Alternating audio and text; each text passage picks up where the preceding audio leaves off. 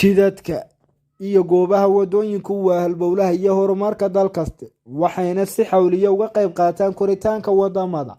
sidoo kale waxay qayb laxaad la ka ciyaaraan quruxda iyo soo jeedashada dawaafayaasha u soo boholaya dalka.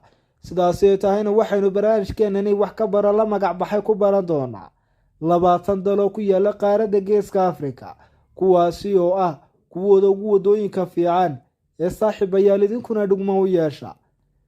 waxaa kaalinta koowaad ku jira wadanka South Africa, kaalinta labaadna waxaa ku jira dalka Nigeria, saddexaadna waxaa ku jira dalka Kenya, kaalinta afraadna waxaa ku jira wadanka Masar, shanaad iyo lixaadna waxaa ku kala jira dalalka Nigeria iyo Ethiopia, halka toddobaad iyo sideedaadna ay ku kala jiraan wadamada Ghana iyo Zimbabwe.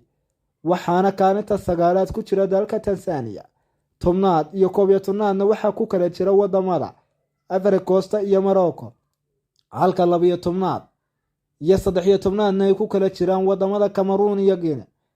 14aad iyo 15aadna waxaa fadhiyo dalalka Namibia iyo Botswana, halka 16aad iyo 17aadna ay fadhiyaan dalalka Chad iyo Zambia, halka 18aad iyo 19aadna ay fadhiyaan wadamada Mozambique iyo Uganda.